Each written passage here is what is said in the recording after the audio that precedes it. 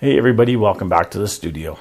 Well, I get asked so many times, what lens should I buy with my camera? So many people are going out to buy a new camera, whether it be DSLR or mirrorless, and they want to know if they should get a lens to go with it. And if they do, which lens?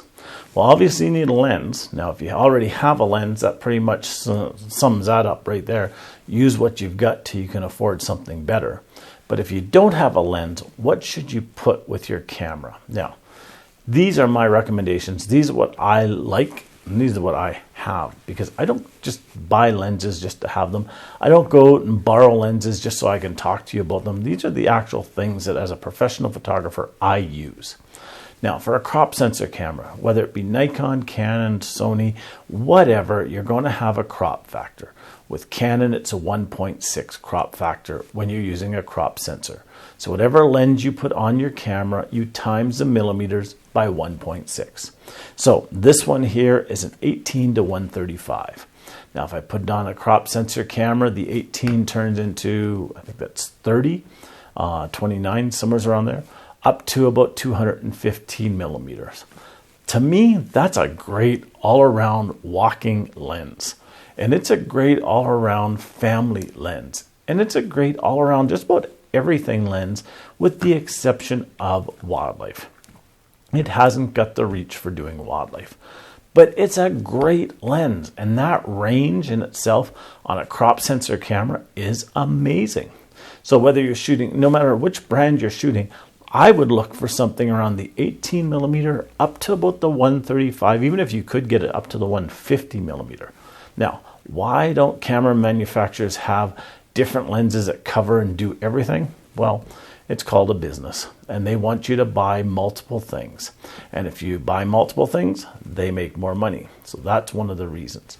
But this one here is a good everyday starter lens, and it's not that expensive. There's 3 versions of this. This is the version 1. They came out with a few years later the version 2, which was even better.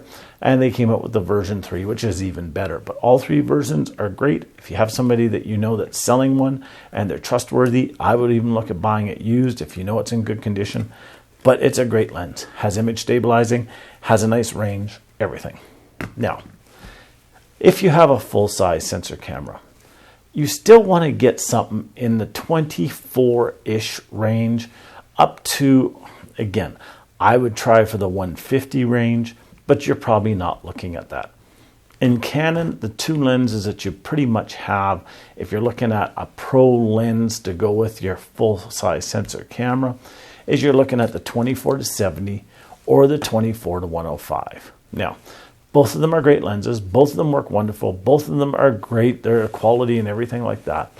The only difference between the 2, in my opinion, is the 24 to 70 gives you the advantage that it has the macro on it. And it's a really good macro. It's not a cheap macro.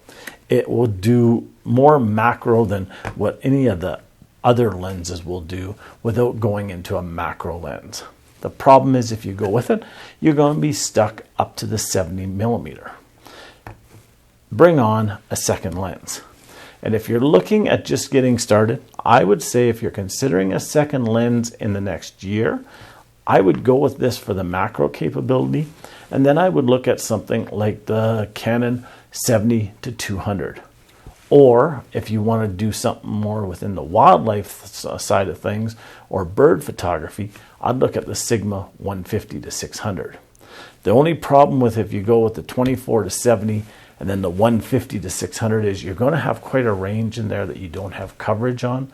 So what I would strongly suggest is either go with the 24 to 105 and then the 150 so you have less of a range, and then sacrifice the macro, or understand that you're probably going to have to get a second lens to give you the full range all the way up to the 600 if that's what you're looking at. Now, please understand, you don't need to buy any lens unless it's what it's going to work. The lens is going to work for you. And I hear this so often, I see it so often. People go out and buy lenses because so-and-so said to buy a lens. You don't need to do it. In fact, I strongly recommend, until you get to the point where you cannot take another picture because you don't have that lens, don't waste your money. because that's all you're doing is wasting your money. So look at a good starter lens.